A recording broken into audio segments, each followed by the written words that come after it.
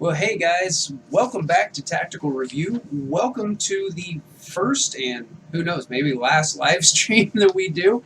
Um, I want to. Hang on, you gotta jump.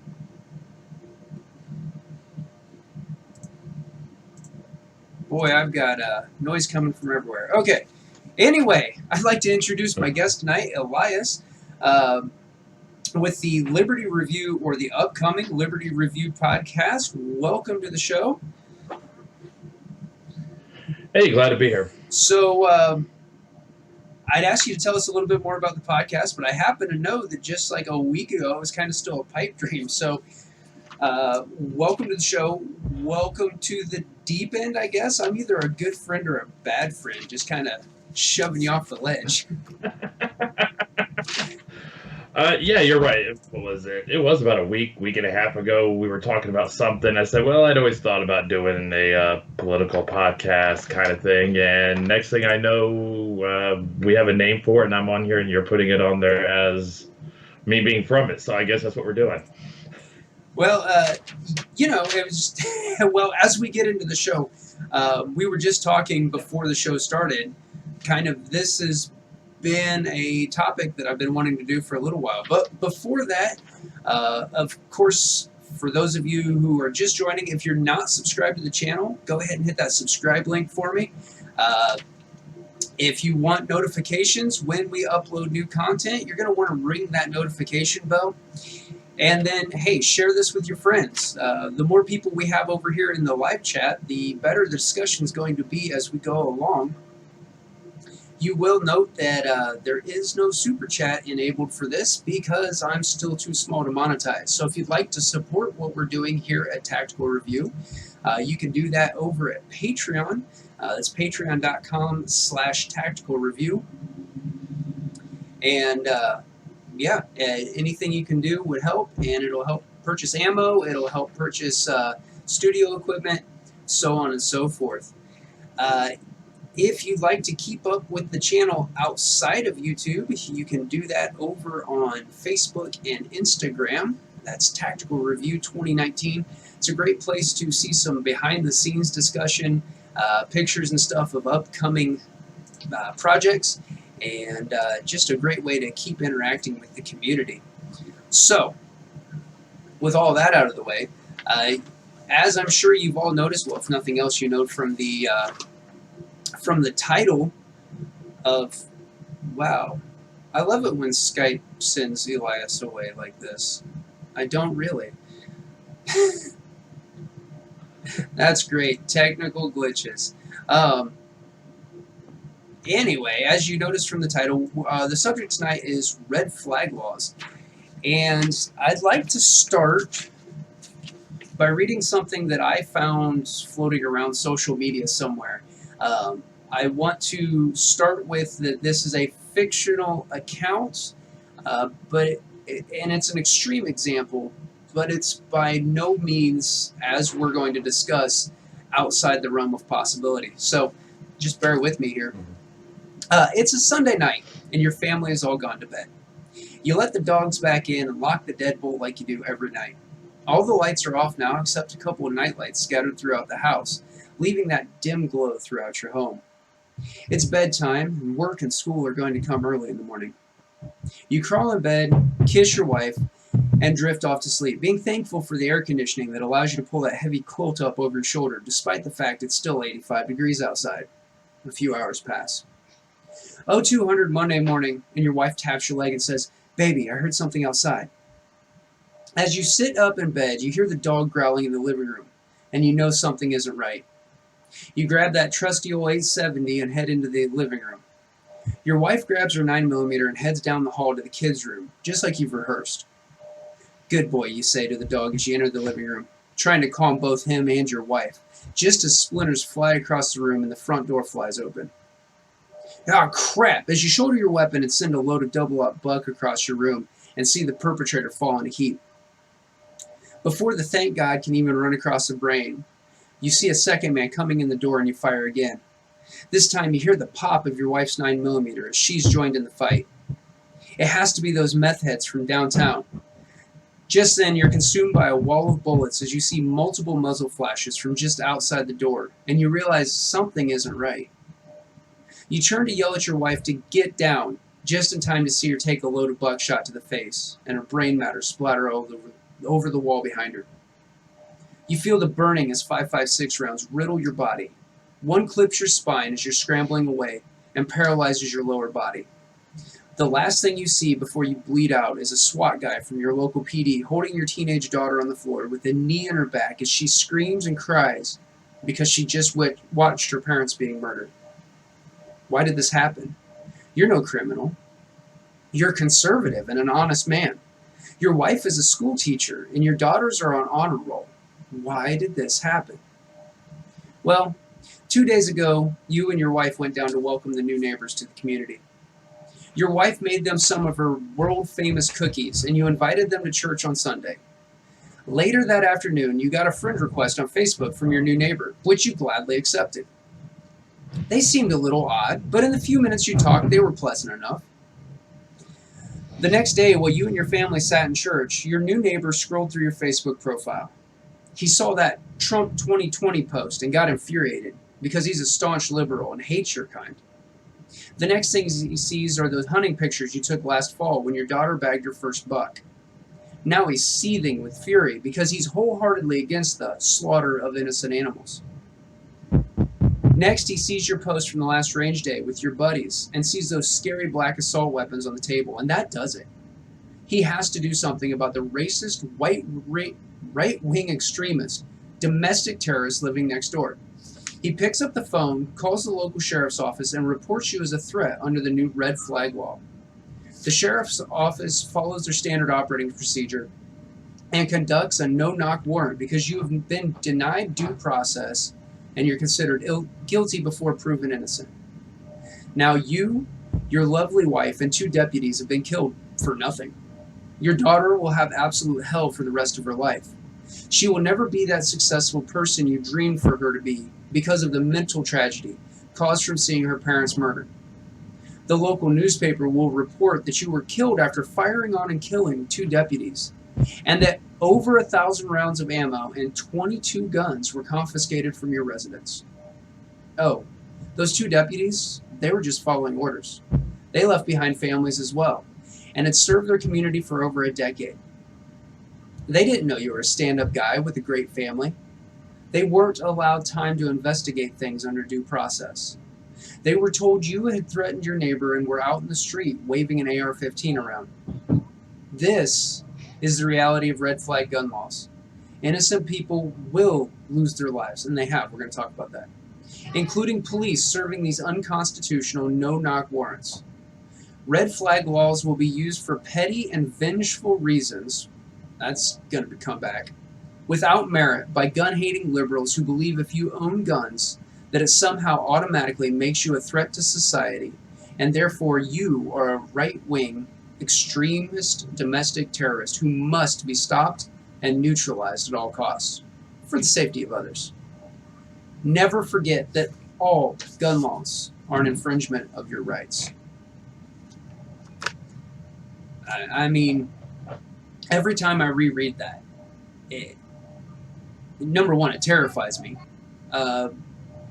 But it seems like more and more of that has actually come to pass since the first time I read that on Facebook. Well, yeah, and I mean, we've already got the idea of swatting and things like that, where people, didn't it start with like video game streamers? Yeah. Where somebody was upset with them or something like that, just beating them in some gaming match and called a SWAT team on them. And so, this is kind of the next logical step. Now, beyond just swatting, now you can, start confiscating firearms and things like that. So it's definitely within the realm of possibility. Yeah, well, and here's the other thing, is that these don't get talked about a lot. And as a matter of fact, I was very surprised to find out that we live in a red flag state. I know you said that you have coworkers who are very pro 2A who had no idea. Mm-hmm. And Which is really funny because we're one of the oldest states. That we were one of the first states to have red flag laws. that's even more surprising. And honestly, I didn't find out about it until I joined USCCA. So, and what USCCA is, for those of you who don't know, is it's Concealed Carriers Insurance. It's the United States Concealed Carriers Association, I think. Anyway, um, it's kind of a cool resource, and if if you're interested in joining or looking into it, you can follow that bit.ly link that I've got up on screen. If for some reason you're just listening, hey, that's bit.ly/TR_USCCA. If you sign up using a referral code, we actually, you and I, would get a free gift off of that. So that's pretty cool. It's actually how I got my little EDC carry blade, this little Cricket carbine. You can see it's got the USCCA logo inscribed in it. So anyway, but one of the things they do is that they have information about the various states you might go to and whether or not they have red flag laws. And I saw that, yes, Indiana does. So I was, what in the world's a red flag law? And so they're more commonly legally, they're called extreme protection acts, I think is what it is. And of course, then they're sold in the legal realm under that the protection side of it, which is obviously how tyranny is always. It's always sold for the good of society, and very quickly they like to gloss over the fact that it's extreme, the fact that it's excessive government. So. Oh, hey, over in chat, I see that 2AEDU joined us. I appreciate you joining, man. I enjoy watching your live streams on Fridays. I'm glad you could get in here for my first live stream. And you talk about due process, and that's one of the things that's actually really scary about Indiana, there's actually stipulations that allow for warrantless seizure. And all it really says is, if a person is believed to be dangerous, submit a written statement to the court of jurisdiction describing the biases, but that's after you've already taken the weapons. So a cop just thinks you might be. Now, does it have to originate? They can just seize. In Indiana, does it have to originate with law enforcement, or does it allow for? I believe so. Okay. See, because I believe so. I mean, somebody can probably go to the cops, but they can't. There's not really a thing for people to. For instance, in New York is one state where there's a form people can fill out and turn over, and then that has to go to a judge. So, in really strange twist of events there, New York actually is better in that sense because it still requires a warrant. In Indiana, it's law enforcement has to initiate, but they don't need a warrant to do it necessarily. Well, and eventually, just like in the fictional account that I read, it's going to be, I don't like this person, or this thing scares me that I don't understand. Yep. So it's like, well, 2A just said in the chat, it's turning people against good people, asking people to do the government's dirty work, and that's exactly what it is. I remember, and that's really been the tactic of the government for a long time. You've got the whole see something, say something mentality, which really there's no guidance on that. It's just, well, if you think that it's bad, then call somebody. Yeah, I remember when I was in late elementary school, and you and I are roughly the same age, so it probably would have been the same for you. When when the Iron Curtain came down, and we started getting these, folks who were coming over from Eastern Germany and from Russia, and we would have these reports about, neighbors reporting on neighbors and people just disappearing in the night, and the secret police. And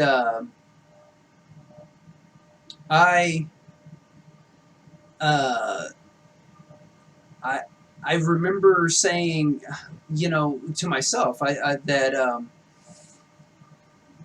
I was really glad that we lived in the United States. And unfortunately, I'm afraid that we have people who who took that as, hey, this is what we need to do. Oh, and hey, I see Scott. Is it Previt or Previt? Anyway, I appreciate you joining the stream. He just emailed me the newest map for Virginia that we'll be pulling up here in a little bit. The one we looked at earlier. So Nice. I'm going to sit here and I'm going to get that downloaded and get that ready to pull into OBS. So that's awesome. Thank you so much. Nice. Okay, what are we doing here? Chrome being awesome. No,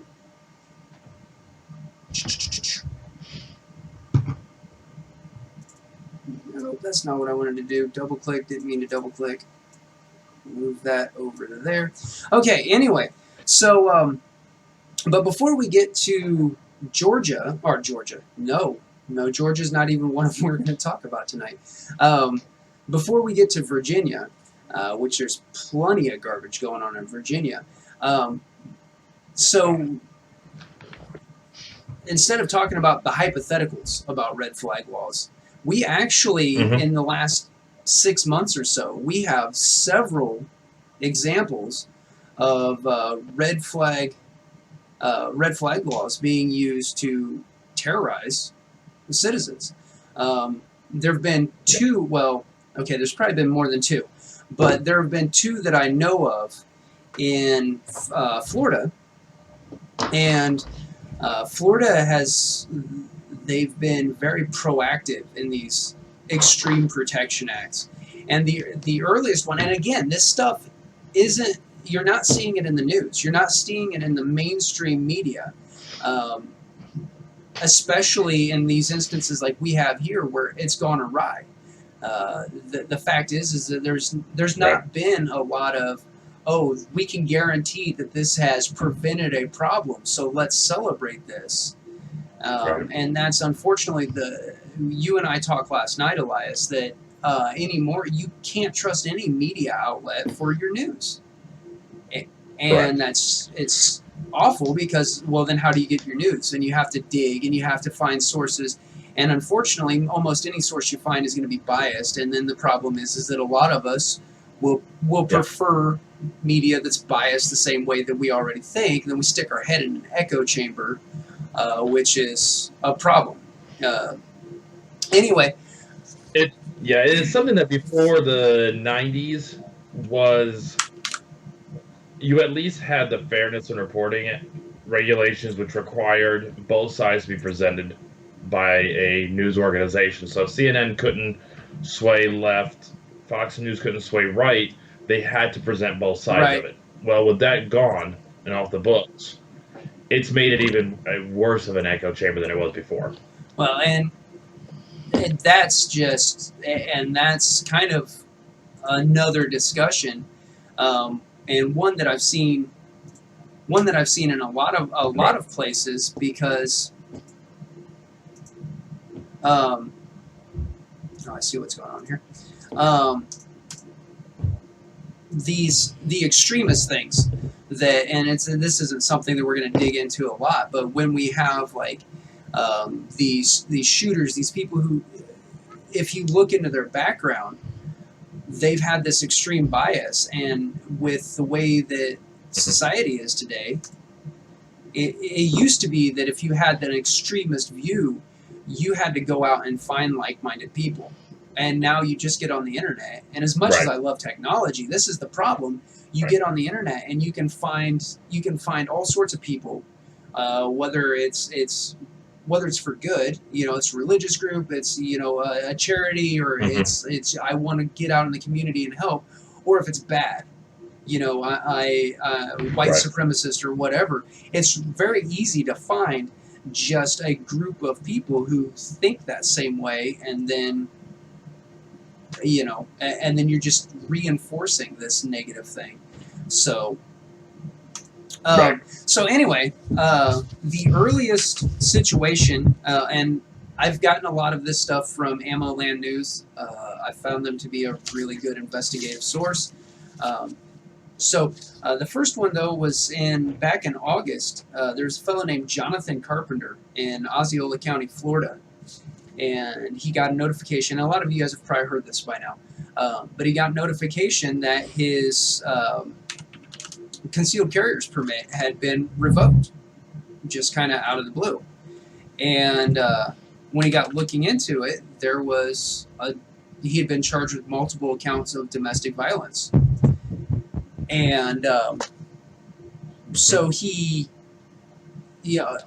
no due process. Once again, no due process. Just all of a sudden, his concealed carry permit had been revoked, and then when he called in about it, they came and seized his property. And he was able to prove pretty easily he didn't have tattoos that matched the accused, and so on and so forth.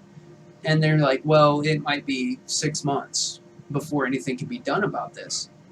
And unfortunately for him, there was a deputy in his local sheriff's department who took a look at it and said, well, this isn't right at all. This isn't okay. And he that deputy went above and beyond, and actually sought out the woman who had made the accusation, who had been abused. Okay, that wasn't a question of was she or was she not abused. The problem is that John Carpenter had the same name as the guy that she had been dating. And so, fortunately for Mr. Carpenter, the innocent, that deputy went out of his way and was able to restore his rights. Then, a couple months later, this happened in Weston, Florida. A fella had posted some memes on Facebook. I think it started with the Charlton Heston from My Cold Dead Hands, if I remember correctly. And one of the councilwomen, so his wife was a city councilwoman, and one of the other councilwomen was very far left-leaning, and so what happened was, this city councilwoman said that this guy had been threatening her, and so let's see. I've got the printout right here. So the threat assessment unit, basically a militarized wing of the police department, went and nearly beat down the guy's door. Now, fortunately for him, he was well known in the community. He was a philanthropist. He actually he answered the door in a towel, and he was able to talk to these guys. But the problem here is, somebody comes beating on my door aggressively, I'm probably me personally, I'm gonna answer the door, obviously not pistol up and drawn and ready to go. But I'm probably going to come to the door with my defensive tools on my person. Yeah, okay, if it sounds like somebody's trying to come into my house and is somebody beating on the door, well, that's what it sounds like.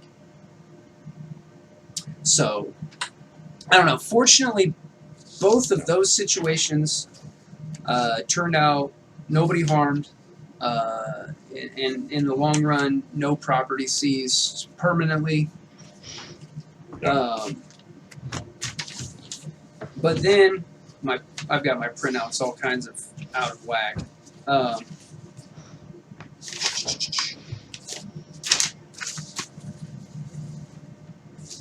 Right here. But then up in Maryland, this, I don't know, the news story I had was from November. I believe the incident, or early this month, I believe the incident happened. Well, that's exactly right, too, eh? When the government fears the people, there's liberty. When the people fear the government, there's tyranny.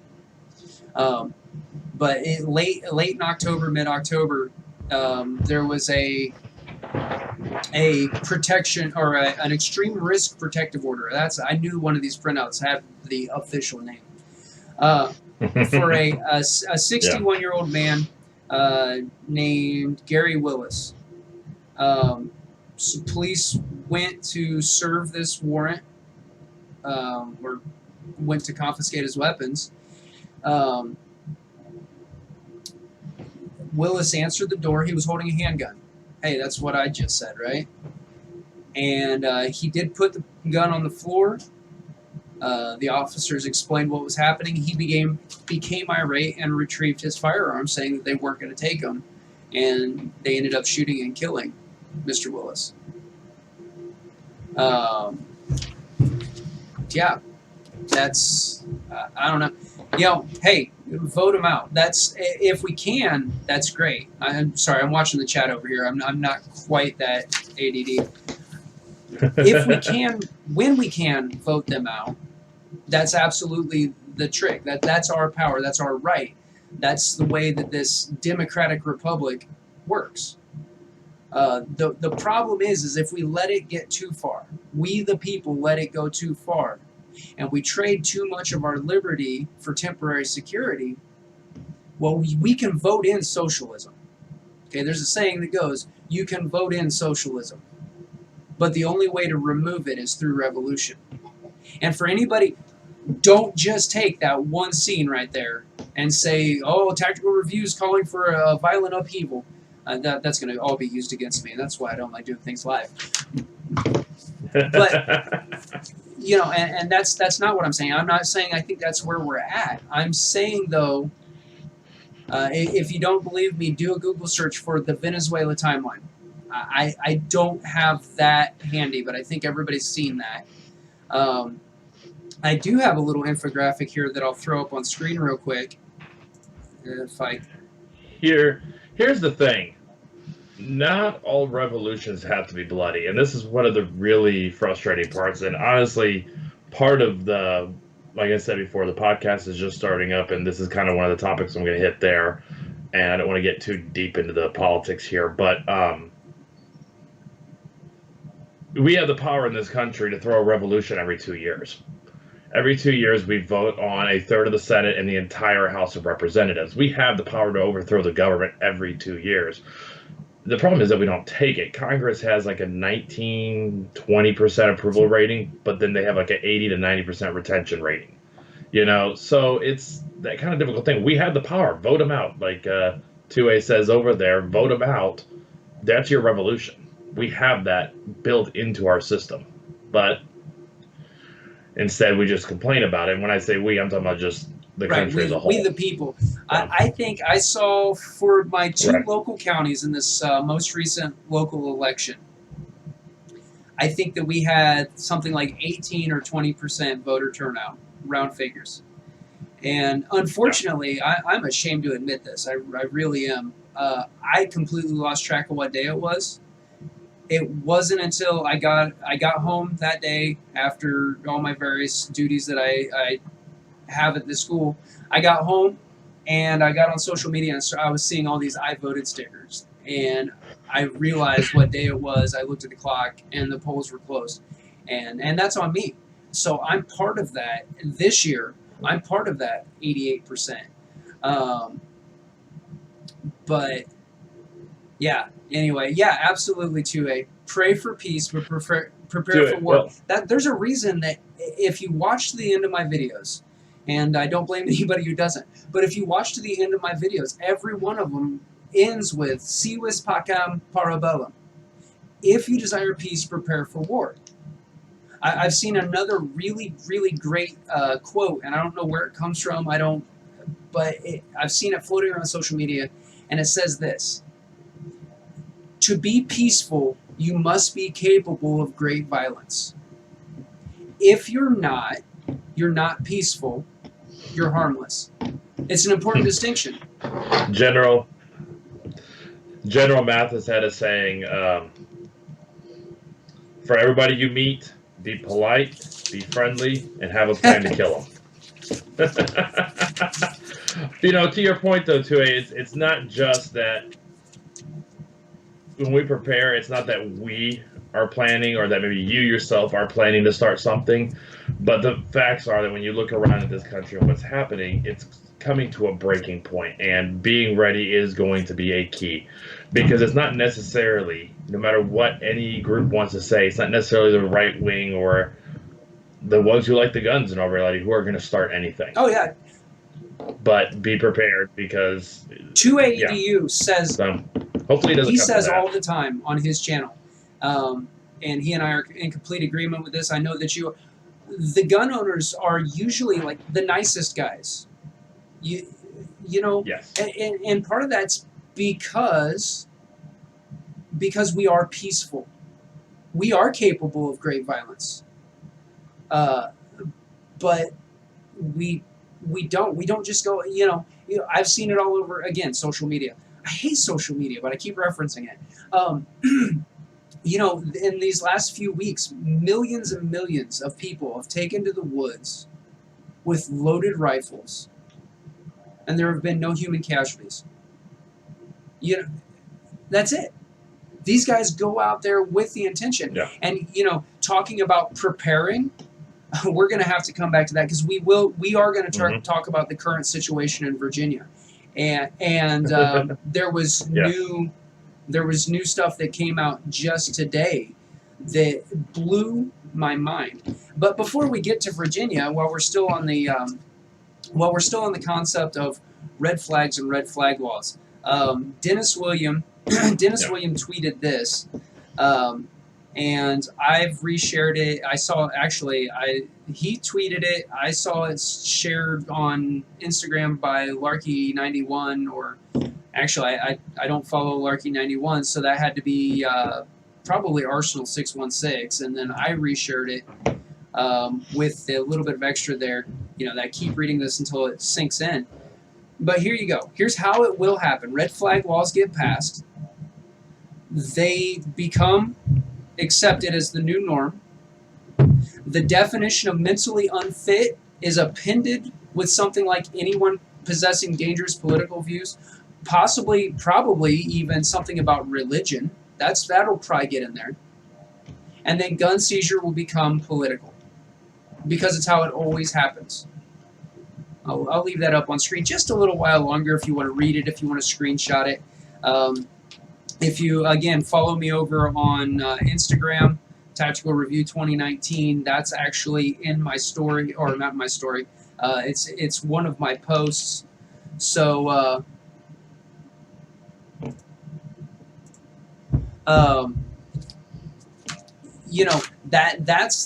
that's the way it goes. Again, the Venezuela timeline. I should have grabbed that. Have you seen that floating around social media, Elias? I have not. No. It's actually literally, it's too much to just read on air the way we are right now. But it goes in the early 90s. They turned out to have some of the largest oil reserves in the world.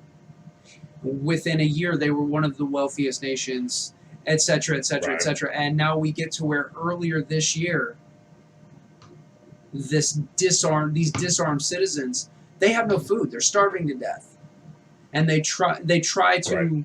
At this point, there's no ability for a peaceful revolution in this strongly controlled communist nation, and so they tried to revolt violently, and they had no armaments.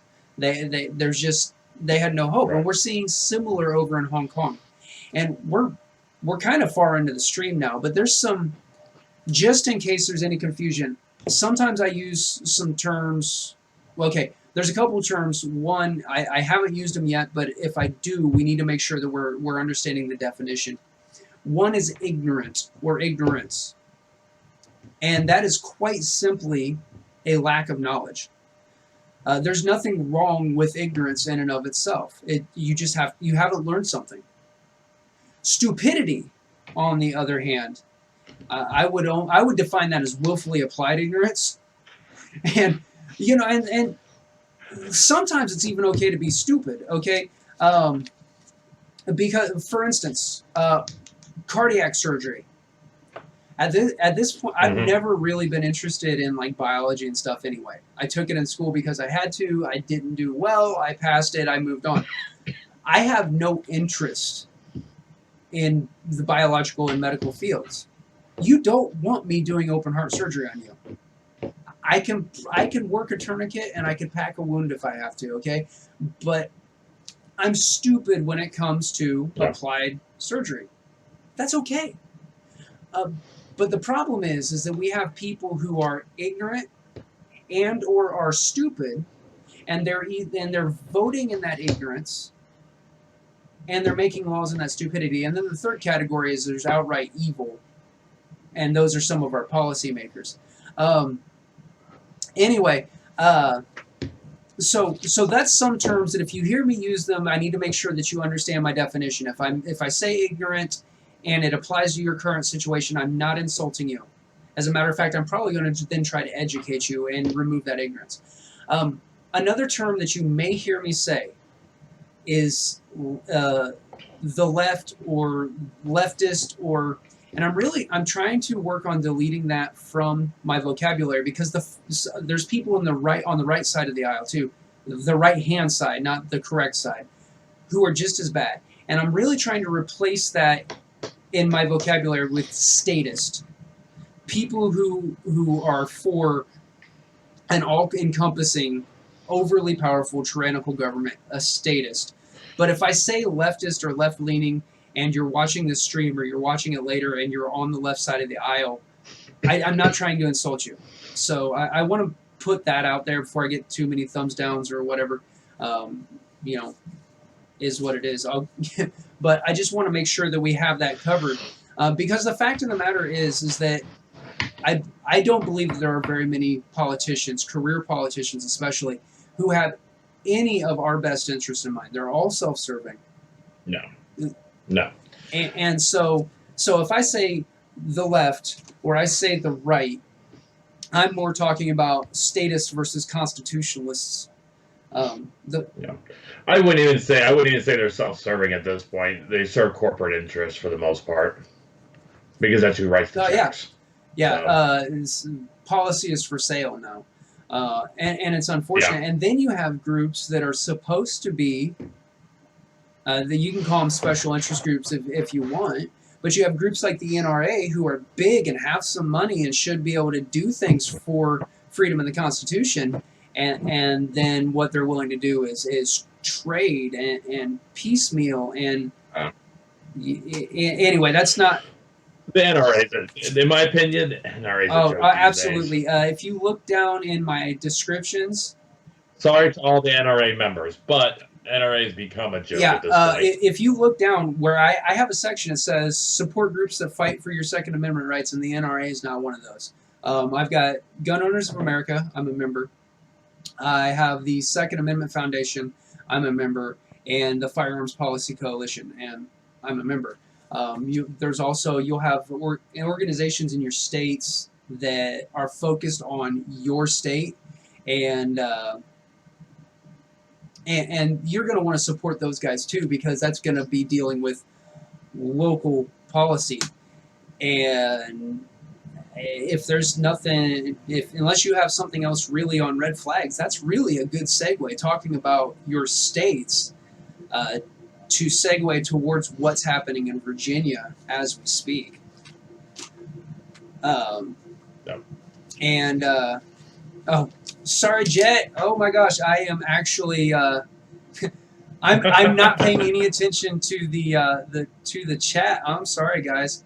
No, you're really into it right now, which isn't a bad thing. I see that Jet 001, he's joined the chat. Appreciate you joining. My buddy Gavin. Gavin is one of my oldest subscribers to the channel, not in age. He's actually one of my younger subscribers.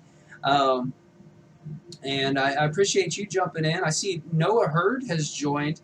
He's definitely one of my youngest subscribers. I really appreciate you guys being here. Stephen B. And like I said, if there's something I'm missing, if you guys will at Tactical Review, it'll help me. Over in the corner of my eye, I'll see that orange on my second monitor. So it'll help me see that somebody has yelled at me, and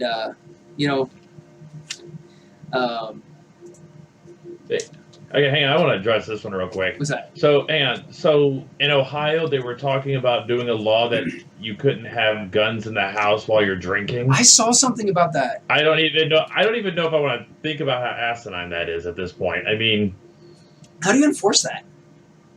I mean, do they? I'm not really even sure. I really don't know how you even enforce that you have guns in the house while you're drinking. What do they expect you to do?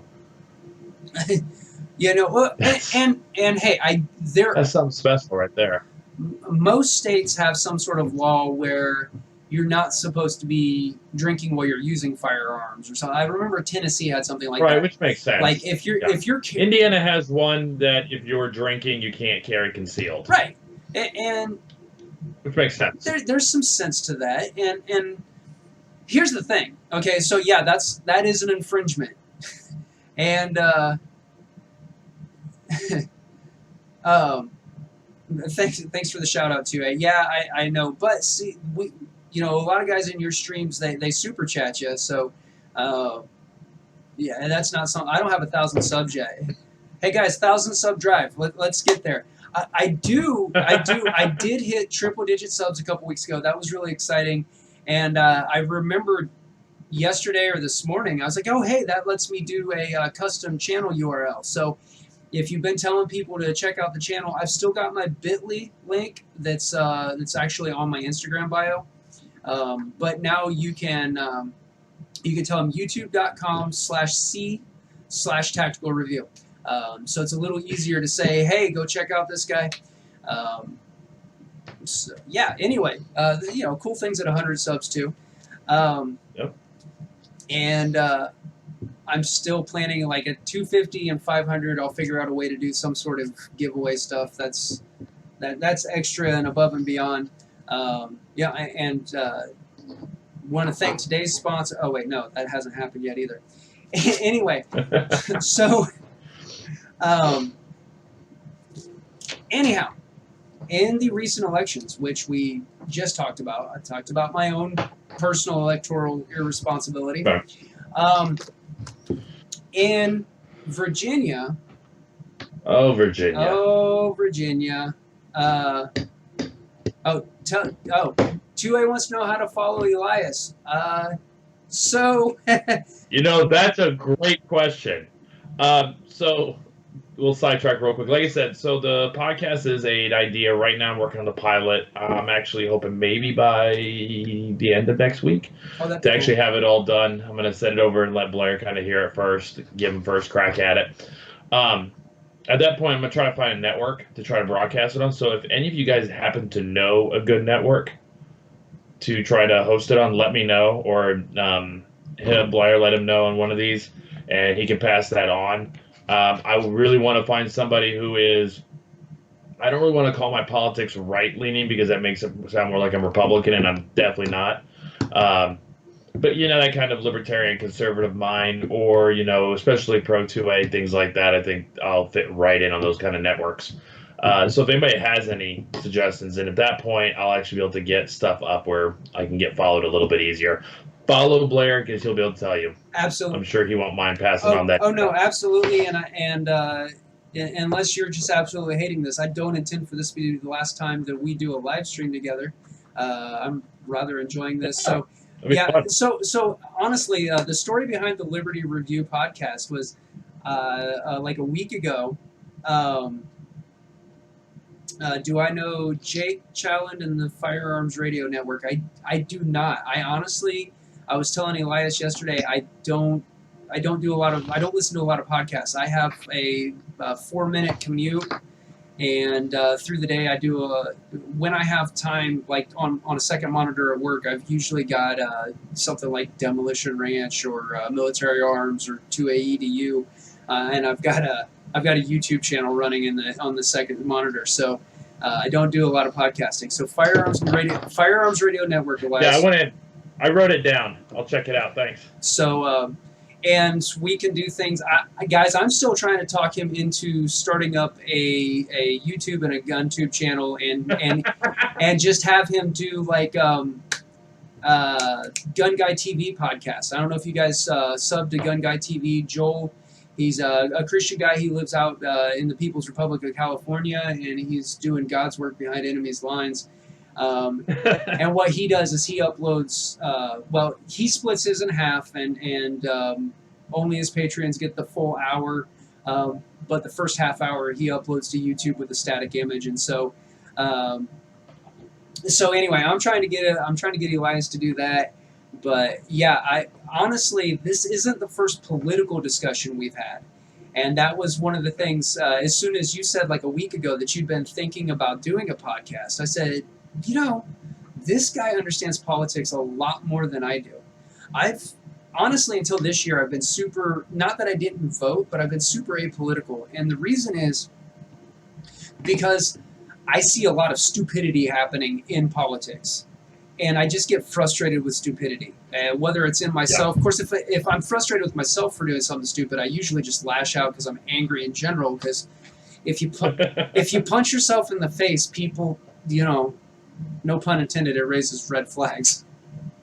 But but this year, I realized earlier this year, and I've talked about some of this on my channel in my regular videos. But Grant said I would watch. You'd watch me hit myself in the face? I believe that. See you, I think he was talking about me. See you, Steven. But I'm sure anybody will watch that, too. See you, Steven. Thanks for joining, man. Yeah, the public is voting ignorantly because the 2A community refused to expose fake shootings. We were just talking last night when we were we did our test trying to get OBS Studio set up, and we were just talking last night about how it's getting more and more difficult to not be very conspiracy minded. Just as soon as things aren't going the way that the statists there, I remember to use the word, the way that they want, and whatever's going on in the world, all of a sudden there's a shooting, and there's a lot. Very convenient. There's definitely convenient. There's a lot of commonality, and the thing is that when a shooting doesn't fit the narrative of the anti-gunners, it gets buried. Yeah. And that very quick. That just goes right back to how a lot of people don't know what these extreme risk protection orders entail. They don't know about these guys who have been wrongly accused. Well, the same thing happens. So just last week or 2 weeks ago, there was a shooting out in California. Okay, and the fact that it may or may not be orchestrated, the fact that it may or may not be orchestrated does not take away from the fact that it's a tragedy for those who are killed, for their families. Okay, right. So just because we see malfeasance going on doesn't mean that we can't be compassionate. Okay, as a matter of fact, it disgusts me that within minutes or hours at the most, we have politicians who are using these tragedies to push their agenda. That's disgusting. Right. That's despicable. That should be an impeachable offense. Anyway, so a week or two ago in California, there's a school shooting. I think 2 people were killed, so it doesn't fit the agenda for a mass shooting, or it doesn't fit the requirements to be considered a mass shooting. But the perpetrator was not Caucasian. It was not a rifle used. It wasn't even a high-capacity magazine, which is made up. Right. That's not a thing. It's their standard capacity. My AR-15 came with a 30-round magazine. That is standard capacity. I digress. It was a 45 ACP, and it was a 7-round magazine.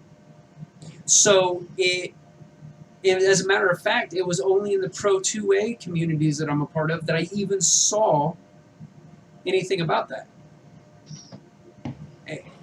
If it doesn't fit this, because it doesn't fit, right? Right. Yeah. If it can't be used to further the agenda, there's no reason to talk about it in all reality. But the fact of the matter is that outside of the community it affects, maybe the immediate surrounding area, I don't think that the entire nation needs to be talking about it anyway. Right. Because that's fueling this idea. I've mentioned before I work at a school because I respect the school's privacy and I kind of like a little bit of my own. I've never said where that is exactly, but and that will continue. But there's a young lady at the school who was just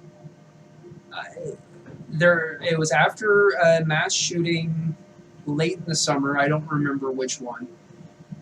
And she was just an absolute wreck because if all you do is pay attention to the mainstream media, you would believe that you are nearly as likely to be involved or around a mass shooting event as you are to go fill up your gas tank. But the fact of the matter is, crime statistics show you're more likely to be struck by lightning twice than to ever be involved with a mass shooting event. So, you know, it's one of those things, and again, this is things we talked about last night in preparation for this stream, that, you know, the news media doesn't have to present more than one side of a story. And I honestly believe, I don't believe that the First Amendment, I don't believe any amendment, especially in the Bill of Rights, needs messed with. Okay? They have their right to free press. However, what they are doing is inciting a mass panic. That's domestic terrorism. It's irresponsible. That's domestic terrorism. It's irresponsible. Yeah. It's straight up irresponsible. At the best, it's irresponsible. So, anyway, we've kind of gone off onto a tangent that we weren't intending. We did. What we were talking about, though, was the elections. We were talking about Virginia, and Virginia is now a deeply blue state. And so what I want to do is I want to, and this was provided to me. This was something, again, I saw up on social media from Gun Rights Watch, and then right at the beginning of the stream, the editor reached out to me and gave me an updated map. So let's see if I got this right in here. And so anyway, there is all sorts of ridiculous anti-gun legislation that's in the wings, and we're going to dig into that a little bit more. But to explain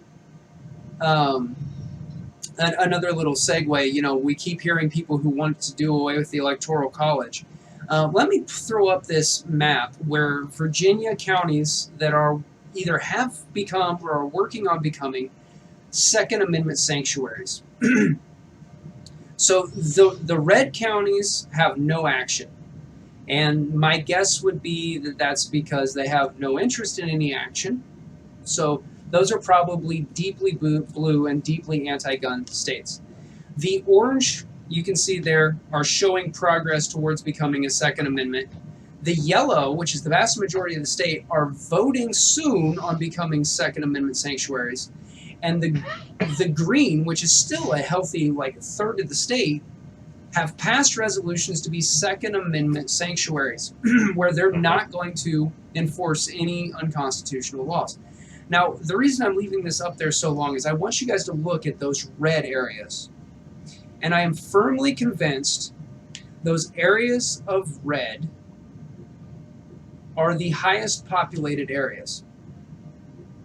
And I just want to, I'm leaving this up here a little while longer because I want you guys to now, in your mind, project that across the entire United States. And that's exactly the kind of thing that would happen nationally if we didn't have an electoral college that gives less sparsely populated areas some power in national elections. So anyway, which was the entire intent of the Electoral College. Right, it's almost. I won't go too deep into that, but the fact is that was the intent, was to make sure that the candidates for president didn't just focus on the cities and then just kind of abandon everybody else. Because we've actually seen population stuff where there have been projections about what would happen, and I think it's 4 or 5 major cities would actually control every presidential election. And if you don't live in a big city, then you already understand, and especially if you've lived in both, you understand that the mindset is typically completely different. Why would anybody need an AR-15? Well, I'm telling you what, I live on the outskirts of a very small town. I think I think the last census was 250 or 300 people in this town. There have been situations where packs of feral dogs would roam around the area and come through town. Mm-hmm. It's absolutely a potential thing that I might have to step outside my door, inside the city limits, and have to deal with something like a coyote. An AR-15 is a perfect platform for that. Okay, and that doesn't even get into two-legged predators, and that's that's something that we can talk about either in another stream. I talk about it. I mean, that's a lot of what my channel is about. So anyway, but here I have a better answer for you. I think I have a better answer for you when it says, well, what do you need an AR-15 for? Why does it matter? Exactly. Because I want it. Exactly. That's it. Why did you buy a blue car? Because you wanted it. That's the thing we've forgotten in this country is we don't have to give an answer as to why we want to exercise a constitutional right. I don't have to give an answer as to why I go to this church or why I don't want to answer when a cop asks me something. I don't have to. Yeah, absolutely. Because that's the way it is. And if you said, why'd you buy a blue car? Why do you need a car that'll do 130 miles an hour? That's not a speed limit anywhere in the United States. I think Wyoming might still have no speed limits on the interstates. I don't. No, it was Montana. They got rid of those, but now it's like 80. And parts of West Texas it's 80. But the point is that then you don't need a vehicle that would do faster than 80 miles an hour. Right. But I'm a part-time gearhead. Yeah, I need to work on it. Yep. But out in the garage, I have a car that's super lightweight, has a manual transmission, and is putting 250 horsepower on the ground through a limited slip differential. I can roast the tires off into third gear. I absolutely don't need that. And with that much power, somebody could get hurt. It's almost like I have to be responsible with the things that I buy. Mind blown. I mean, end of discussion right there, honestly. But we all understand that. So, anyway, yeah. Anyhow.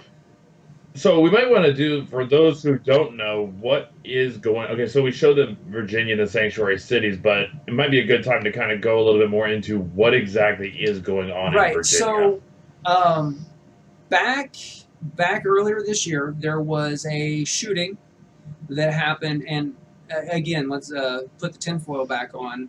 One of the first actual shooting crimes utilizing a suppressor right when we've got the National Safe Hearing Act going through Congress.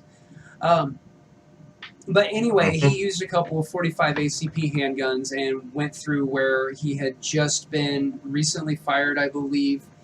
And in the aftermath of that, they went crazy about suppressors. And they went after assault weapons again. I hate that term, but everybody knows what I'm talking about.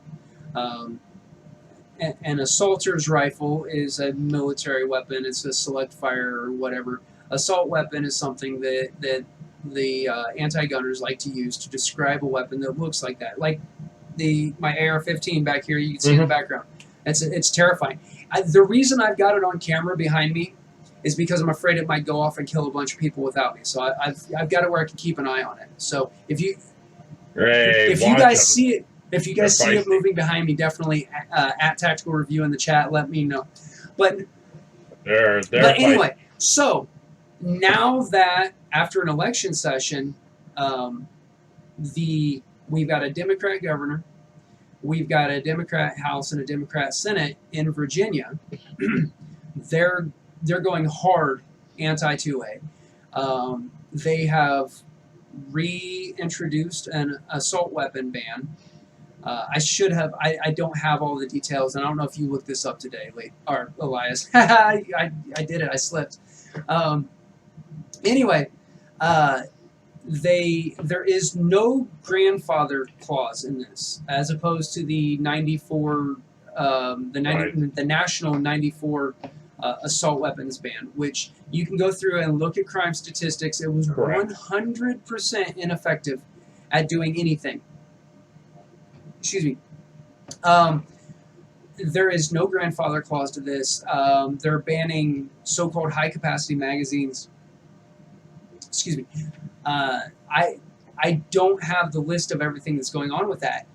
Well, yeah, I'm taking a look really quick. Okay, so among the changes in firearm definitions, the bill expands the term assault firearm to include semi-automatic center-fire rifles and pistols with a fixed magazine capacity greater than 10. So I think actually my Glock is out now. The bill also bans semi-auto rifles and pistols with detachable magazines that also have folding and telescoping stocks, barrel shrouds, and thumbhole grips and second-hand grips.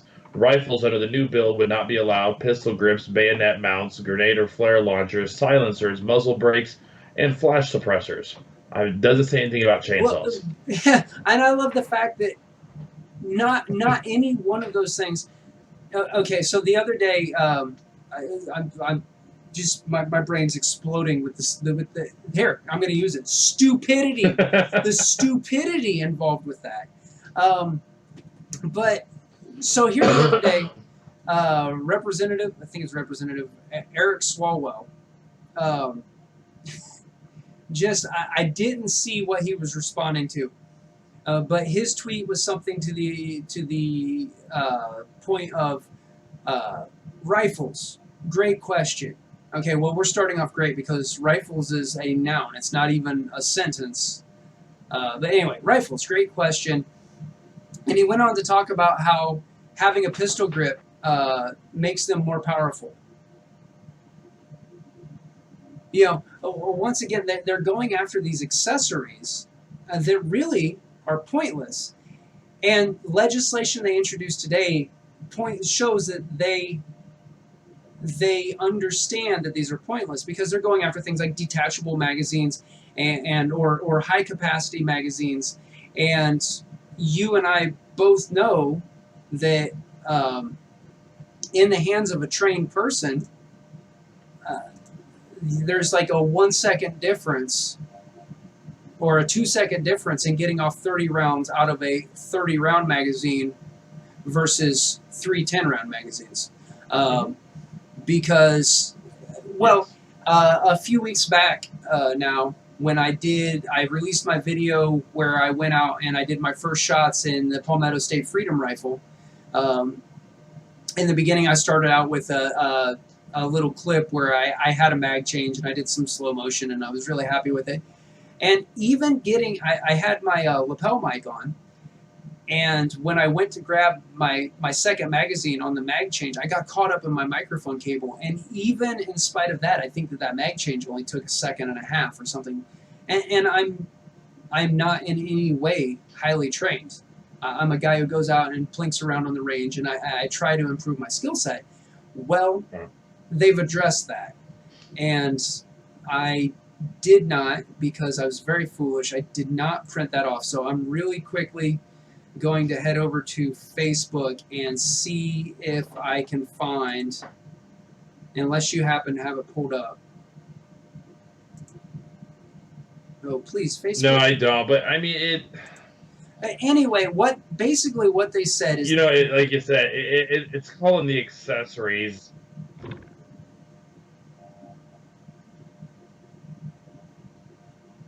Oh yeah, hi Raphael. Raphael Davis just said, people kill people. If guns are banned, people will find something else to kill people with. And that's actually, okay, I've heard it said, actually, the AK guy, I just saw, Brandon Carrera, he had a response video after one of the shootings. I've heard several guys say, and I'm going to go ahead and say that this sounds so callous. This sounds so callous, and I'm going to say it, and I'm going to explain it, and I hope that nobody stops right after I say this. It's a good thing that these mass killers are using guns. And that sounds terrible. But here's the thing. In a typical mass shooting situation, there are single-digit casualties or single-digit deaths, fatalities, where if they didn't have access to guns, and in this country, that's not going to be a thing that can happen. I mean, it's just been part of our culture for too long.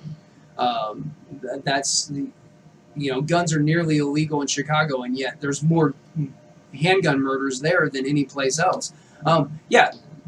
Slacker D just said it. Trucks instead of guns. Halloween, I think it was 2017, somebody rented a truck from Home Depot in New York City and plowed through a group of cyclists and runners. In France, very recently, same kind of situation. Somebody took a van and drove through and killed double-digit fatalities. All right? With a little bit of know-how, people can make explosives with normal everyday things. Nobody's calling for wait times and showing ID at the diesel pump. All right, but I've known far too many veterans, they come back from places like Iraq, like Afghanistan, and these guys are making bombs out of siphoned diesel fuel and camel poop. I mean, the knowledge is out there. Mm-hmm. We live in this digital age where you don't have to go to the library and try to check out some sort of book, and you can fire up your web browser, and maybe the FBI will see your searches and find you, but maybe they won't. So it's ludicrous. If people don't have guns, they will find something else. The fact of the matter is that with a newspaper, and I'm not talking about like a New York Times, I'm not talking about some huge newspaper, I'm talking about one of my local little tiny newspapers, and some duct tape, you can build a club that would absolutely bludgeon somebody to death. And here we go. I finally found it. It's Virginia Senate Bill 64 is what I was talking about just a moment ago. And I'm waiting for Virginia.gov to load so I can read this.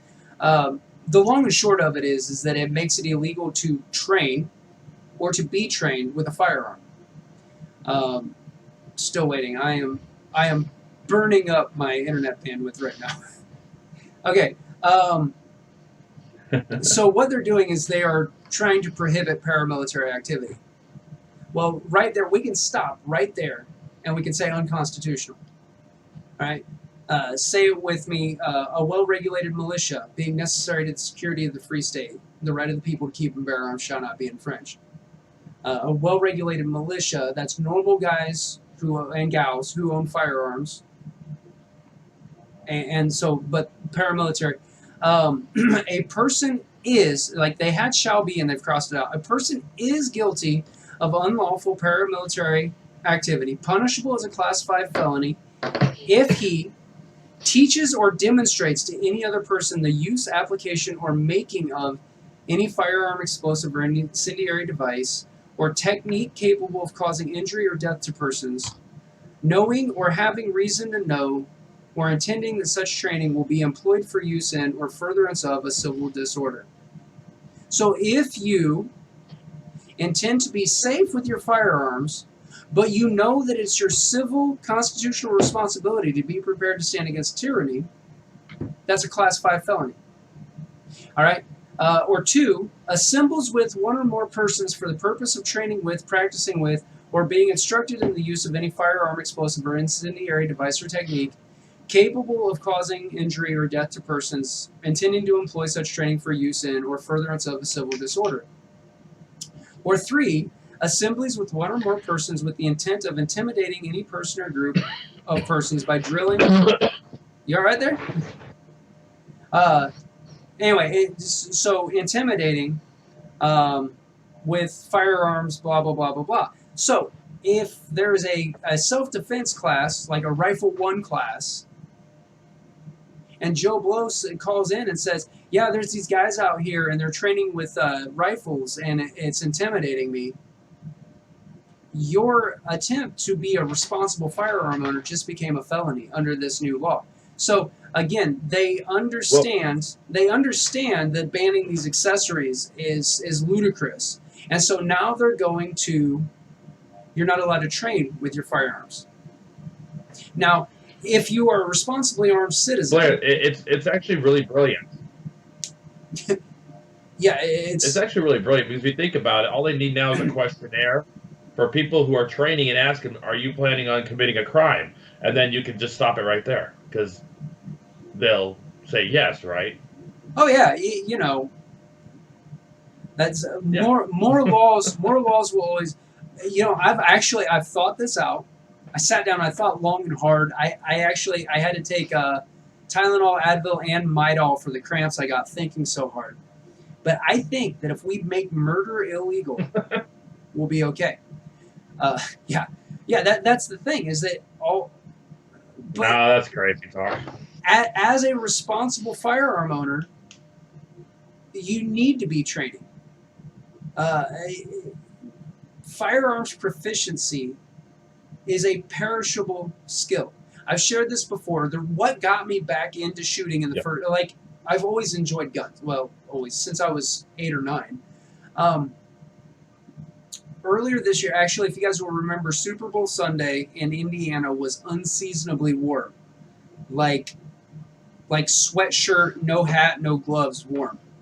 And so before the Super Bowl, which was boring, and that's beside the point, but this year's Super Bowl. Anyway, before the Super Bowl, we went out. We were at my brother-in-law's house, and he lives out in the country, and so we did some handgun shooting. And I was doing. If it weren't for gravity, I don't know that I could have hit the ground. I mean, it was abysmal.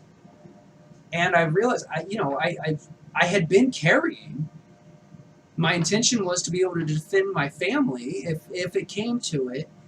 And here I realized that it was my proficiency was terrible. It's a very perishable skill. Yeah. And the thing is that some skills being perishable are okay. You know, I haven't ridden a bike much this year. I have a pretty decent road bike. I would be wobbly when I got back on my bike for a little bit. That's okay. But being wobbly in a self-defense term, you're 100% responsible for every bullet. You have to answer for every bullet that leaves your firearm. Now, when you hit your intended target and they were threatening you, there's resources available for that. That's not saying that somebody's not going to try to get you in trouble. That's where, back up on the screen, USCCA insurance, huge help. All right, and again, you can use that referral code and get a free gift, and you can look through that, and maybe in another stream, or not a stream, but maybe in another show, I'll talk about some of the different insurances. Or you can look at Warrior Post Society did. Actually, it was when John Lovell went through those is what made me realize, oh, this is actually a really good idea. Regardless, but if you can't hit the broadside of a barn and you shoot at a bad guy, that's okay. That's legal. And you miss that bad guy, that might happen. But you hit somebody who wasn't a threat to your life or a threat to somebody's life, you're going to prison. It's either murder or attempted manslaughter or criminal negligence with a firearm or whatever they're going to call it. So a responsible firearms owner knows that we have to be out training. And yet the state of Virginia is making that a felony, if they can show that it's for civil distress. Okay. The Second Amendment didn't acknowledge a right gave us so we can practice for sporting or hunting. We need to be practiced to overthrow a government if it ever becomes tyrannical. No, that's absolutely right, too. I've said that. I've said that before. As a matter of fact, it was on 4th of July. Excuse me. 4th of July, my video that I uploaded, I talked about what the point of the Second Amendment is. And it's absolutely, see, all of the fun things you can do or providing for your family through hunting, that stuff happens to be under the umbrella. And it's interesting, that you said the God-given right. And I love that you said that. And I know Elias and I are in agreement on this. See, part of the problem, obviously, I would never want to force somebody into a religion. Now, if you care to know what I think about an almighty creator and all that, I would love to talk to you about it. That's outside the purview of this. I think it's important. I think it's the most important thing we can talk about. I honestly think it's more important than our Second Amendment rights. Okay? But the fact of the matter is that we can say a God-given right. That's an authority higher than the government. Now, not the secular humanism is new. All right? But the thing is that for a person who doesn't have any belief in a supreme deity, there is nothing higher than man. And if there's nothing higher than man, then there's really nothing higher, higher than man might be this man-made government. And so there's nothing higher than the government. And so the government can give and the government can take away. But that's not what our founders said. They said we hold these truths to be self-evident, that all men were created equal, and they acknowledge a creator God, and that's unpopular now. Okay, that's the historical revisionists are doing everything they can to take that out of the history books. But the fact of the matter is what they did was they acknowledged a right that came from somebody greater than a government, greater than any person. And the Constitution did not grant those rights. It codified that the government acknowledges these are yours because you're alive. These are yours because you're born. And we're putting this in here so that the government in the future cannot trample it. And that's what the Bill of Rights is about. So there's an interesting thing, you talk about the Second Amendment and what he was saying a second ago about the not being for sporting and hunting. It's meant to overthrow the government and protect against a tyrannical government. Madison wrote in the Federalist Papers, number 46, he was answering some of the anti-federalists who really wanted stronger language for the right to bear arms. Especially Virginia and I think it was Pennsylvania, the conventions wanted stronger language. I think it was the Pennsylvania. Yeah, it was the Pennsylvania Convention that came out straight out and said that the people have a right to bear arms for the defense of themselves, and that no law shall be passed for disarming the people or any of them. So he was kind of replying to him, saying we don't need the stronger language. And here's what he was writing. He says the most you're going to do is you might get about a quarter of the people in a standing army at the most. And just to kind of give our military only comprises 1% of the entire population. So he says that you're talking about maybe a 25th of the people, which at that time would have been somewhere around 30,000 men. And he wrote, to those would be opposed a militia amounting to nearly 500,000 citizens with arms in their hands, officered by men chosen from among themselves, fighting for their common liberties. Besides the advantage of being armed, which the Americans possess over the people of almost every other nation, the existence of subordinate governments to which the people are attached and by which the militia officers are appointed forms a barrier against the enterprises of ambition more so insurmountable than any which a simple government of any form can admit it. He says, later on, let us not insult the free and gallant citizens of America with the suspicion that they would be less able to defend the rights of which they would be in actual possession than the debased subjects of arbitrary power. So in other words, Madison was pushing this idea that that's why we're armed, because the government is not going to be able to stand against the entire citizenry. Yeah. And so that's exactly what it was meant to do. So anybody who sits there and says that this is not what the Second Amendment means and this is not what they're talking about, no, this is coming straight from the framers. That was the exact intent of the Second Amendment, was to make sure that the government can never become tyrannical. Yeah. Well, and it's ironic too that it's in such, and I love the fact, I love the fact that in that at first they, we don't need the stronger language because it's common sense. The people won't let this happen, and Right. unfortunately, it's no longer common sense. Um, Right. It's the anti-federalist credit. They actually kind of foresaw that, hey, maybe we need something in here to kind of strengthen this. But, that's Madison thought, hey, it's kind of clearly evident. No, we don't. And well, my dad on his Facebook page, he posted something here a few weeks back, and I'm going to butcher this, but it's something like, a strong republic leads to a weak democracy, which is then overthrown by strong men to form a strong republic, or something like that. It's like I said, I'm butchering. yeah. What I'm looking for. I kind of get your point though. What I'm looking for though is there was a tweet today by, I believe it's the mayor of South Bend. Did you see that? Is that the one where he says something to the effect of? Or no, it wasn't today. It was yesterday. People wanted to against the government. Yeah, it wasn't something to the effect. Go ahead and read, but I think I know what you're talking about. I'm struggling. Well, you know what? I know that Eric posted it. There, Iraq veteran 8888. So let me.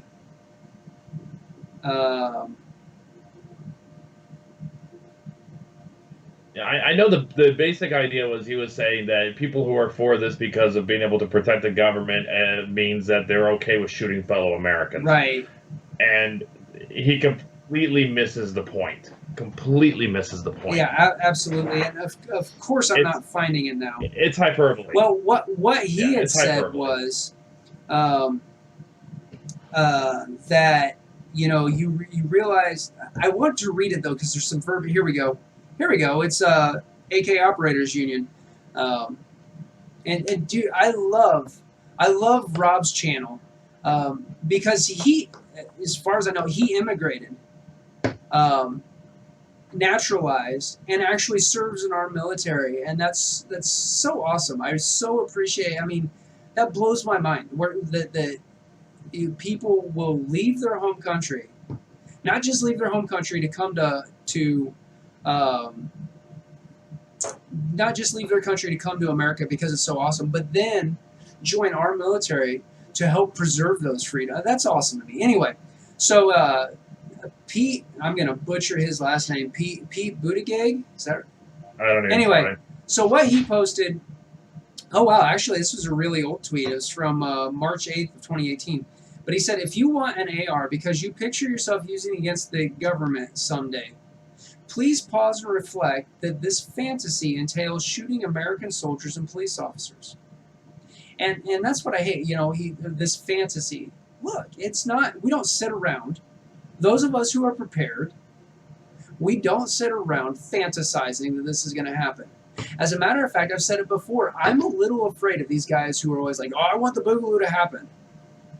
No, I'm of that same mind as, was it Thomas Paine, who said, I prefer peace, but if trouble must come, let it come in my day, that my children may know peace. That's where I live. Yeah. It's a psychological tactic, is what he's doing. But I love the fact... It's meant to be psychological. The fact, though, that the rebuttal came back, and it says, this was a fellow named Britton Wolf. If you want to take away my AR because you picture yourself disarming millions of Americans, please pause and reflect that this fantasy entails shooting law-abiding citizens, American soldiers, and police officers. And see, that's what these statist folks don't seem to realize, is that they are asking, these guys, number one, a soldier we're citizen soldiers, except in a few times of war, we're not a conscripted fighting force. And we have citizen police officers. And so, so these are regular guys, and a lot of these guys are true patriots. Okay, and there's going to be guys who, if they come through and watch the stream, I'm going to get called a bootlicker, and that's okay, But until it's otherwise, there's a reason you'll see me wearing this Back the Blue bracelet, because in my experience, where I live, I have a very good rapport with the local law enforcement. They're a bunch of gun guys. We talk gun stuff all the time. As a matter of fact, it was a local police officer who helped me installing the sights on my new Glock slide. It's just, these guys are patriots, and these guys won't let themselves be on the wrong side of the law. And these statist politicians don't understand that and you can see it.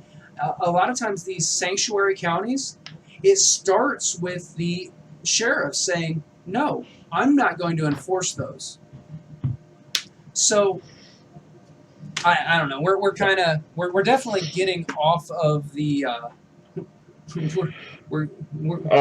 think we left that a long time ago. Yeah. That's all right. And we've been on for. It just gives us an excuse to do this again. Absolutely. I think we covered our whole outline, and so just kind of scroll down here through the chat, make sure I didn't miss anything. Scott Previtt, dude, I feel like I'm butchering your name, Previtt. Sorry, that's something I do some sportscasting locally, and if I get all of our school students' names right, I feel like I'm doing a good thing. And then they hand me these other school rosters, and it's terrible. Anyway, Scott said that there are a few more counties in Virginia that have passed sanctuary statements.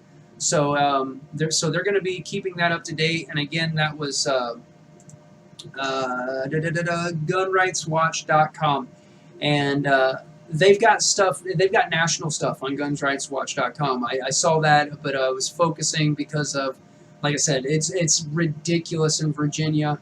This really gives me some hope, though. I said when that election, after the election, on social media, I said, I don't know if this is a stand and fight situation or if it's a get out of Dodge, and it looks like it's a stand and fight. You might need to move across the. I think what you're going to find back during the Obama administration when they were talking about a gun ban, the state of Wyoming actually passed a law that said that any kind of weapons ban they had to try to figure out how to do the scope. And so what they did with the scope was any firearms manufactured within the state of Wyoming, if federal agents were to come and try to enforce laws against those, the agents would be arrested by the local sheriff and imprisoned and face fines up to $10,000. So I think what you're going to find is you're going to find a lot of, especially, in what they call the flyover country, because that's the area they really don't care about, which is the whole reason for the Electoral College we touched on earlier. What you're going to find is more of those kind of states, more of those counties are going to kind of do what Virginia is doing right now. So I think it is. I think it is a stand and fight, because I think that the local government will end up having your back. Yeah, I think so. And 2A, civilian police officers, for sure. It's not police and civilians. And Elias and I talked about this last night. Correct. That, out in California, the police officers can have all of these scary features on their rifles on duty, and then they go home and their personal rifles have to be different than their duty rifles. That's wrong, because they're civilians. The fact that they've got a badge, that just says that they're allowed to enforce the law. That doesn't say that they're special. And it drives me bananas. Elias and I were talking earlier about the militarization of the American police force, and it's ridiculous. And that's one of those. It's kind of outside the scope of what we're talking, but it does point to one of the problems. I was in the military, and in the military, you are trained a certain way. You're trained to think a certain way. The way you're trained, I don't want my local police department thinking that way. Right, because I want my local police department thinking, I am working with these people, I'm here to help these people, I'm here to do this. In the military, we used to have the phrase that we get trained to kill people and break stuff. That's our job. I don't want the local police having that mentality. But that's what it's becoming. They're becoming a very paramilitary organization, and it is that kind of thing of treating it civilian versus police, that has to stop. I 100% agree. And that's not to say that we don't need I don't know. It's such a weird because what if all right, we're coming up on the Christmas season. We've got Thanksgiving tomorrow. It's one of my favorite holidays. I refuse to celebrate Christmas until after Thanksgiving. I will not let my tree go up. I have a hard ban in my house on Christmas music until Black Friday. But one of the best Christmas movies of all time, Die Hard. All right, but it's not Christmas until you see Hans Gruber falling. exactly. Okay? It's not. Exactly. But the point there is in a situation like that, which that's ridiculous. But that's not to say that there haven't been terrorists, so on and so forth. And the police, there needs to be a way, we need something like a SWAT team, I feel like. But every police officer doesn't need to be SWAT, and SWAT doesn't need to be rolled for everything to justify the fact that there's a SWAT team. Yeah, we don't need a guy who decides to lock his door because there's always going to be people that resist arrest. And then the next thing you know, there's an APC out on the street. It was ridiculous. When I lived in Chattanooga, they had an APC, and you saw that thing all the time. All the time. I asked them once. They had it out at like a meet and greet the public thing, and the SWAT team guys who were there were really cool. Like I stayed and talked to them for a few minutes. The APC didn't have a 50 cal. Thank God. I mean, there's really no reason that a local police force should need that. And it was replaced with a water cannon. But I asked him, I said, what kind of fuel economy do you get with this? Just out of curiosity, like 2 miles a gallon? The guy said, no, like 2 gallons to the mile. And I laughed. He said, no, I'm serious. That's your tax dollars at work. And why does the local... Yeah. It's... And there's no reason. It's in Chattanooga. I mean, SWAT gets rolled there a lot because once upon a time, and that's the other thing, when people are like, talk about how terrible the police are, or if I were to ever say anything, because you know what, there are good cops and bad cops. Elias, you were in the military. You've said that. I'm sure you knew guys. I'm sure you knew good military guys and bad military guys. I'm sure you knew guys, maybe not, with you being in the Air Force, maybe not in the Air Force, but maybe you knew some Marines who were just there for the opportunity to shoot at a person.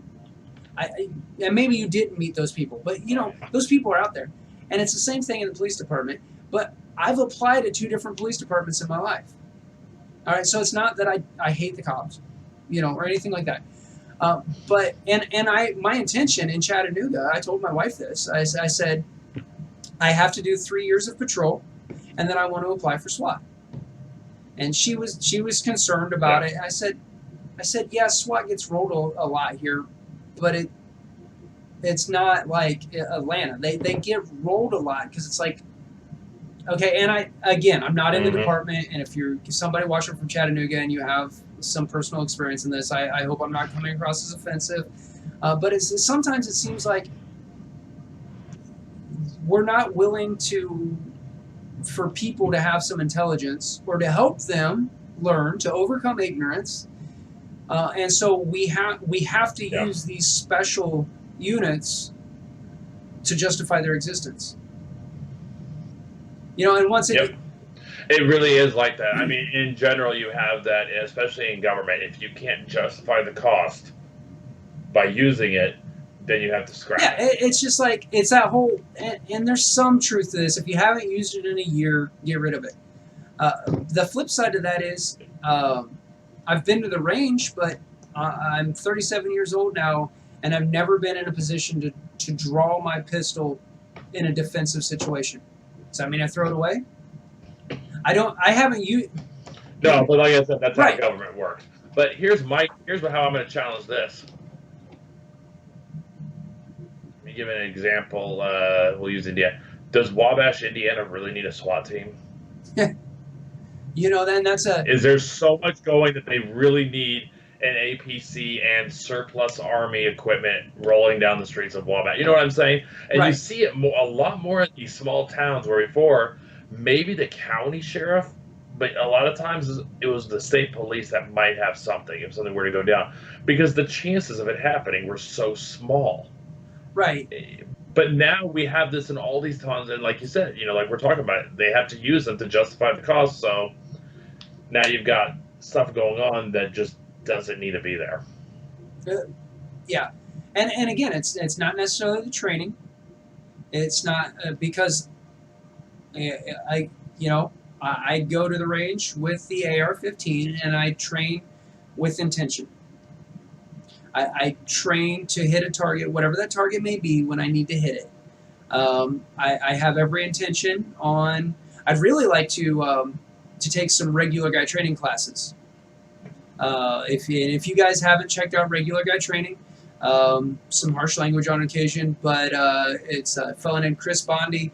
It seems like a real patriot. He's got a pretty good YouTube channel, and his training classes look amazing, and it's inexpensive. So if you've been looking to get some actual training, check out regular guy training, and absolutely no affiliation. Matter of fact, he's called me an idiot more than once because I've just been off base with something I said or whatever. But his classes are affordable, and if you sign up through his Patreon, he's got some awesome perks for Patreon supporters, and he uses those Patreon funds to help military guys who are getting ready to deploy who feel like they need extra training. Yeah. So that's an awesome thing. Anyway, so a plug for a channel that will probably never even see the plug, but check out his YouTube channel. Anyway, so I don't even remember where I was going for that. Oh, but anyway, no. So I intend to take some of these classes. That doesn't mean that I intend to strap on a plate carrier and sling a rifle and patrol my neighborhood. Right. So I'm not saying that the police departments shouldn't be able to respond with that kind of force if they need to. I'm saying that they don't need to be out there all in different situations. Once again, this goes back to we talked about earlier how country mouse and city mouse kind of thing. Yeah. So yeah, I see you over there too, eh? If I don't let you know, how are you ever going to find out? No. Probably because you just never told him, so he'll know you didn't tell him. No, guys. Definitely when Elias, when Liberty Review podcast gets going, you will see it on my Instagram, on my Facebook. Once he gets his social media presence or his website set up, I will have links to that. And again, I don't foresee this being the last time that Liberty Review does a collaboration with Tactical Review. Unless he's going to get bigger than me, and then he won't have time. Every media empire starts somewhere. So anyway, really great chat. I feel like we're starting to rehash things. Is there anything that we were meaning to cover that we didn't cover that you can think of? I don't think so. I think we kind of touched on all of them. Maybe a little bit light on some of it, but hey, you know what? Like I said, we'll just do another one later. Absolutely. It's not over yet. Oh, the fight's just starting. No, that's something, once again, I've intended for months to do some sort of live stream, and I wanted it to be collaborative so we could have a discussion, because it's like sports commentary. I prefer to have a co-commentator because you get that discussion going on. The live chat definitely helps so that excuse me, we can communicate with the audience, but having that verbal discussion helps so much. But and then every time I'm like, okay, well, there's been a lot of time passed, and so it's not that it's irrelevant, but it's not fresh. And then something it's not fresh, yeah. And then something else happens, and this was actually precipitated by an event that we decided not to cover. I think most of our viewers would know what that was, and I'm not getting any deeper in than that because what we thought it might have been, it wasn't. There's too many. Everything right now is. Yeah. 2A knows what I'm talking about. I actually kind of bounced it off of him, and yeah. No, there's too many questionable things. No, there's not enough facts to talk about it right now. Absolutely. It's not like the Florida thing. We know. Right. I talked to you about it a little bit right before, where I actually have the court documents, and it's ridiculous. So. Hey, nice to meet you too. Guys, I'll give you a couple more minutes over here in the chat. I know that there's a lot of delay between what we're doing live and as it gets up to YouTube. So I'm just gonna give a few more moments. Elias, you got the name of a hosting platform. Yeah, I did get one. I'll go check them out, and I'll do a really quick plug. Like you said, you had started to kind of talk about it, and then we ended up somewhere else. But the idea behind the podcast is pretty much everybody is trying to create distraction and diversion, not let you know what Congress is doing, what the president's doing, what the judicial system is doing. I want to take this podcast to a place where we push right through that smokescreen and we actually look at what's going on. What are the laws being passed? What are the executive orders being passed? The fact that the Patriot Bill quietly was renewed earlier this year. Oh, yeah. Or I'm sorry, earlier this week, rather.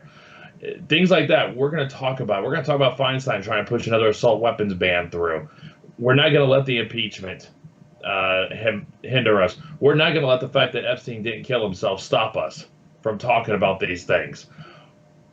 We need to talk about these laws. We need to figure out where they sit with the Constitution, and that's the idea of what my podcast is going to be about. We're going to review the liberty and see where we sitting at and where do we need to go from here. So for those of you who are interested in that kind of thing, it's not going to be political mudslinging. I have no interest in that. It's not going to be a Limbaugh-esque or Glenn Beck-esque show. We're going to try to stick to the facts. Beautiful. So, and we'll see how it goes. And I don't know if they're still on, but once again, I've got a lot of younger guys who, it's because they know me, okay, and so they've thrown in their supporting tactical review with their views, with their likes. A couple of those younger guys, they told me that every time they get into a game lobby, they spam tactical review. I really appreciate that. I have no idea how much my growth might be just because of these younger guys. And it's something we talked about, the Smith Modernization Act. All right, we'll check into that. That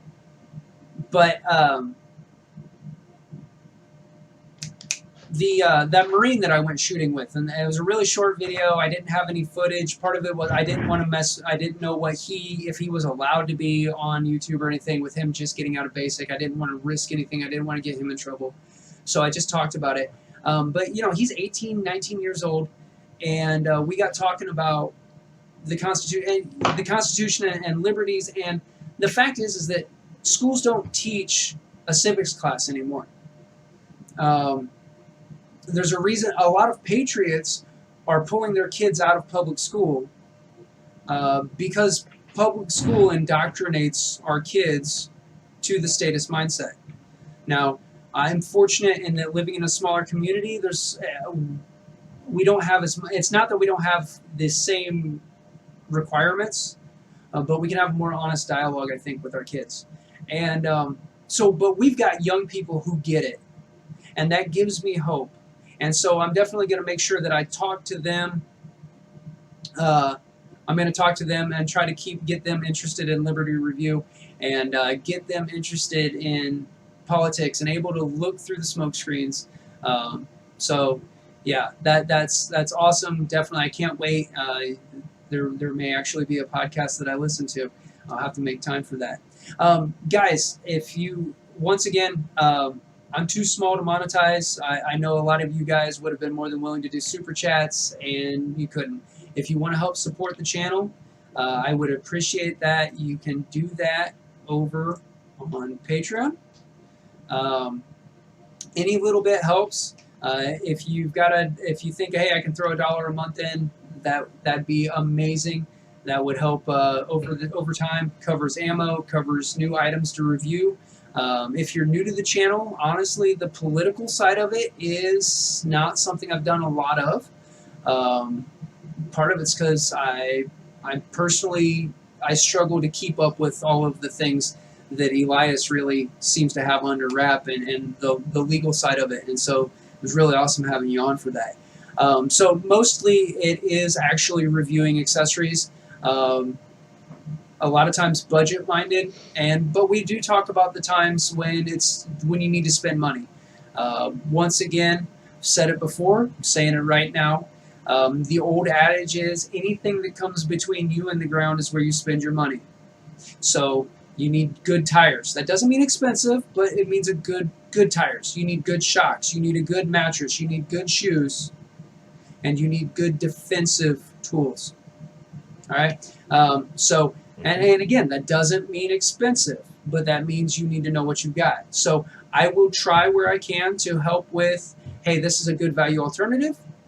I will, if it's, hey, this is great for the range. There are a lot of magazines is a good example. I picked up a couple of AC Unity magazines when I got my AK-47. Those are absolutely range quality magazines. You will practice malfunction drills with those. So anyway, that's what tactical review goes for. If you want to do something like one time, you can email me through my. If you go to my channel description, you can email me. If you want to kick some money over to Elias to help start up Liberty Review, you can. I will get you in contact with him. I don't know what he's got set up, what he wants me to share. So, but we'll work that out. If you want to do a one-time thing, yeah, get a hold of me through my email. It's tacticalreview@protonmail.com. Quick plug for Proton Mail. If you're worried about your privacy, that's one to use. Won't get any deeper into that, and we'll get that figured out. And do follow the channel over on Facebook and Instagram. I'll update if and when I added any other social media networks. Facebook is super and tactical, or in Instagram super anti-2A. So I may pick up another platform. I'm not a fan of social media as a whole, but I am a fan of being able to stay in touch with you guys.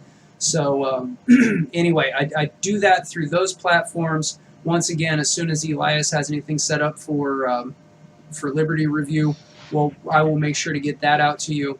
Yeah, I'm not seeing any final questions. Guys, thanks so much for joining us. Elias, thank you so much for joining. And remember, guys, until next time, shoot straight, stay safe.